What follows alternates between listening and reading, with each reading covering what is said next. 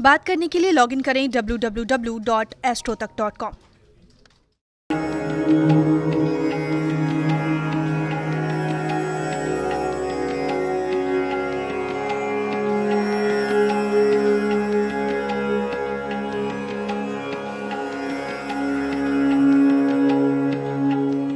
श्री हरि विष्णु का सबसे मनमोहक अवतार, जिनकी प्रेम लीलाओं में डूबा संसार।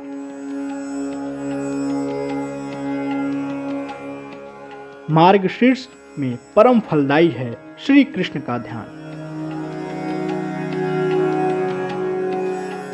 श्री कृष्ण का मनभावन महीना है मार्गशीर्ष।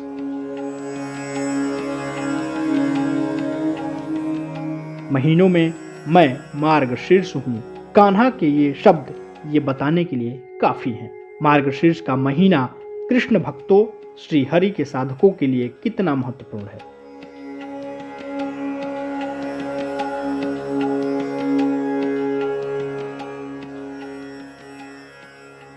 मार्गशीर्ष महीने में श्री कृष्ण का ध्यान और उपासना का फल अमोघ माना गया है। भगवान श्री कृष्ण की महिमा 16 कलाओं के अवतार माने जाते हैं, परिपूर्णतम ब्रह्म माने जाते हैं। भगवान सबको कहा गया, लेकिन कृष्णस्तु भगवान स्वयं। स्वयं भगवान यदि किसी को कहा गया तो वो केवल कृष्ण को कहा गया है। बात मार्गशीर्ष की करें तो भगवान श्री कृष्ण ने जब अपनी विभूतियों का वर्णन किया है गीता में, विभूति योग, तो वहाँ कहते हैं कि मासानाम मार्गशीर्षोहम। इसी से महत्व समझ में आ जाता है कि भगवान कृष्ण कहते हैं कि महीनों में मैं मार्गशीर्ष का मास हूँ। कष्ट से मुक्ति का महामंत्र।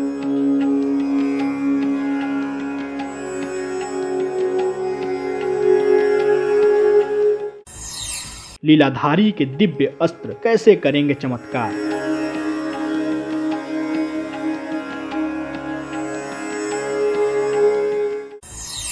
दूर होगा जीवन का अंधकार।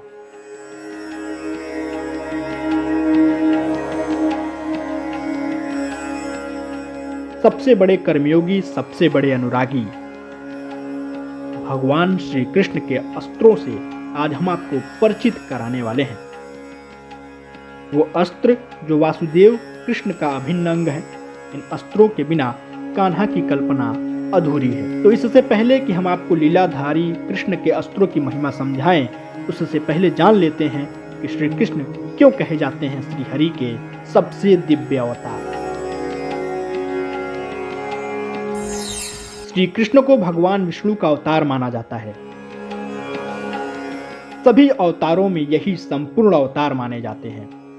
माना जाता है कि श्री कृष्ण 16 कलाओं से संपन्न थे। श्री कृष्ण को अलौकिक देव कहते हैं। श्री कृष्ण ने हर समय अपने भगवान होने का परिचय दिया है।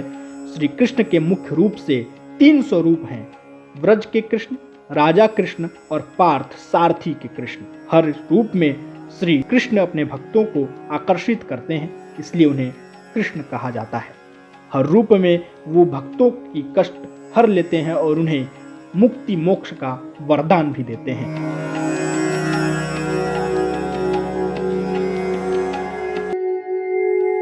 ये महीना कृष्ण भक्ति के लिए सबसे खास माना गया है। इस महीने में कान्हा के मंत्रों का सही उच्चारण करने मात्र से भी सभी मनोकामनाएं पूरी हो जाती हैं।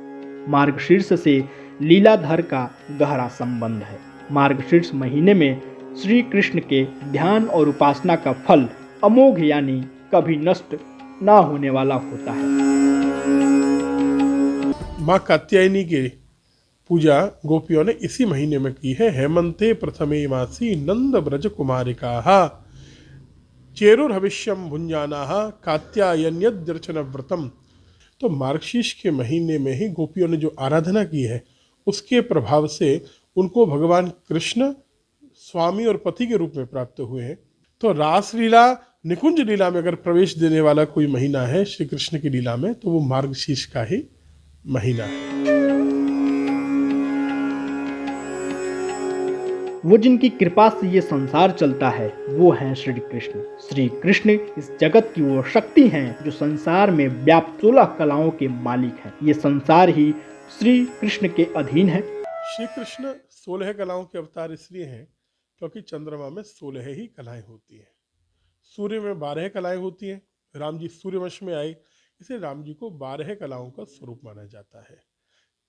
कृष्ण चंद्रवंश में आए, चंद्रमा में 16 कलाएं होती हैं, इसलिए कृष्ण को 16 कलाओं का अवतार माना जाता है। साथ ही साथ एक बात मैं पॉइंट आउट करना चाहूँगा, कृष्ण की 16,000 से अधिक पत्नियां थी। देखो 108 की जो संख्या बहुत ऑस्पिशियस है, बहुत मंगलकारी मानी जाती है, तो 108 की संख्या के अलावा 16,000 ही क्यों थी? क्योंकि चंद्रमा की 16 कलाएं, एक एक कला के एक एक हजार अंश होते हैं, इसीलिए 16 कलाओं के कितने हो गए? 16,000 अंश। और कृष्ण आए चंद्रवंश में, इसे 16,000 पत्नियां उनकी होना स्वाभाविक है।